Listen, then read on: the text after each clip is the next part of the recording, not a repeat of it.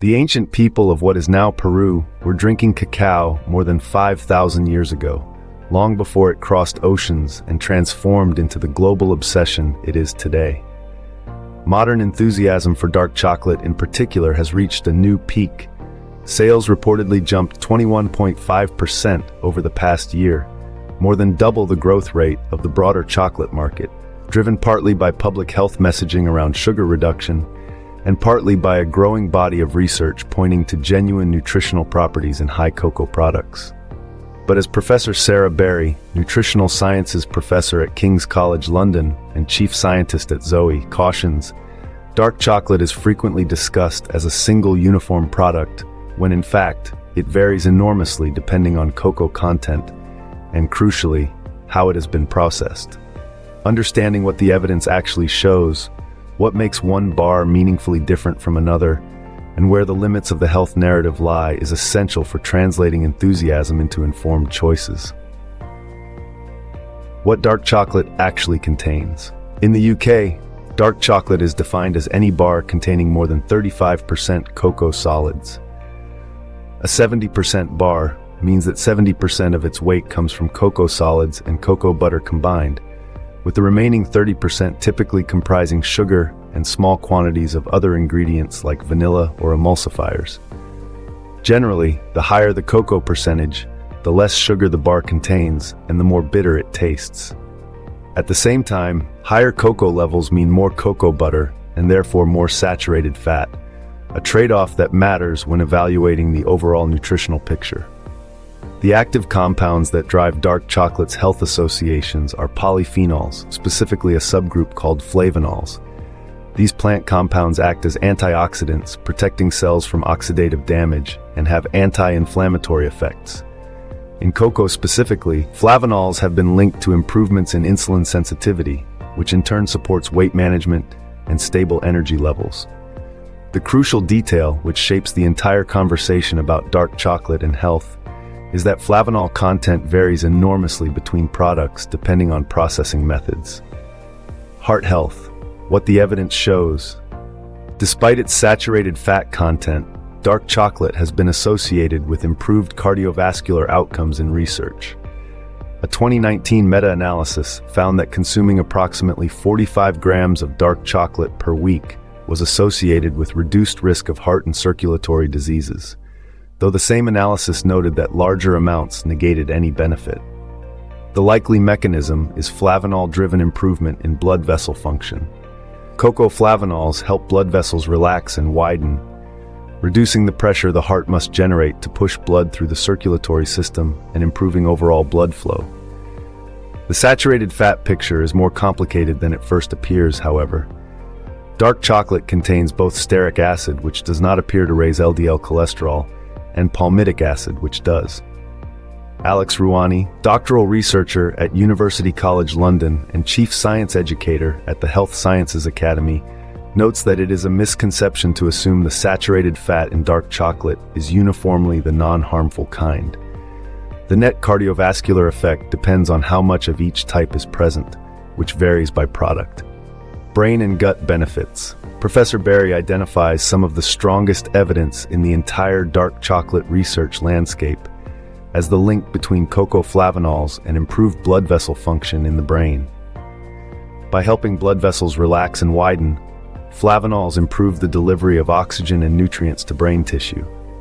This has been associated with modest improvements in blood flow, blood pressure, and in some cases memory performance. A 2021 clinical trial found that cocoa flavanol supplements may improve performance on specific memory tasks for older adults, adding to a body of research connecting regular cocoa flavanol intake with maintained cognitive function with age. On the gut side, dark chocolate contains fiber, which surprises many people. Rouhani notes that around 2 to 3 squares of good quality dark chocolate, approximately 20 to 30 grams, can provide up to 3.5 grams of fiber. While this is not a major contribution toward the recommended 30 grams per day, it is a meaningful one. Beyond fiber, cocoa flavanols also act as prebiotics, compounds that feed and promote the growth of beneficial bacteria in the gut microbiome, adding a second pathway through which dark chocolate supports digestive health. Processing destroys much of what makes dark chocolate valuable. The most important and least discussed aspect of dark chocolate's health properties is the degree to which industrial processing degrades the active compounds that produce those properties.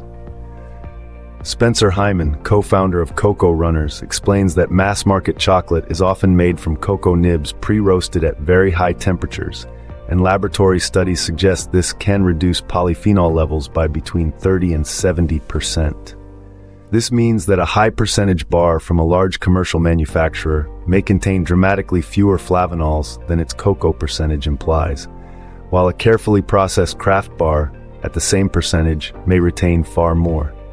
Professor Berry recommends craft dark chocolate, sometimes called bean-to-bar, produced in small batches using ethical sourcing and minimal processing for those whose budget allows. These products typically list cocoa beans as an ingredient rather than cocoa mass, which signals that the cocoa solids and cocoa butter have not been industrially separated and recombined. The natural cocoa matrix, which keeps fiber, fats, and beneficial compounds intact, is preserved in these bars in ways that mass production processes typically do not achieve. The risks and misconceptions worth addressing.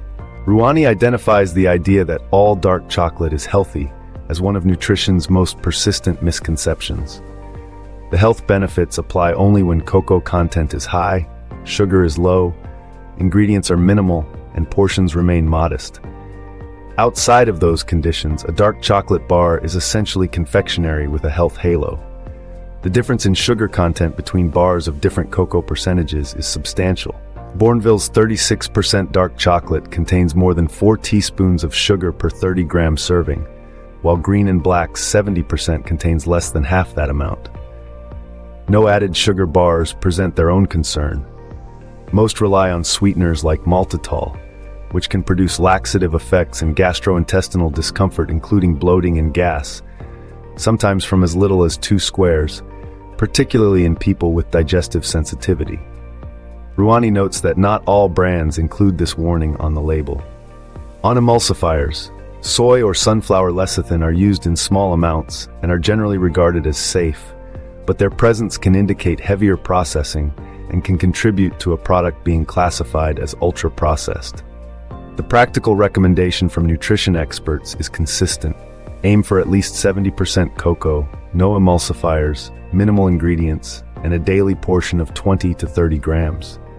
Professor Berry adds that enjoyment still matters, and that occasional indulgence in less nutritionally optimal chocolate is entirely compatible with a healthy diet overall. A higher percentage is not automatically better if processing has stripped most of the beneficial compounds. The bar that genuinely delivers on dark chocolate's health potential combines high cocoa content with gentle, minimal processing and a clean, short ingredient list, ideally from a producer who treats the bean as something worth preserving rather than an industrial raw material to be refined into uniformity.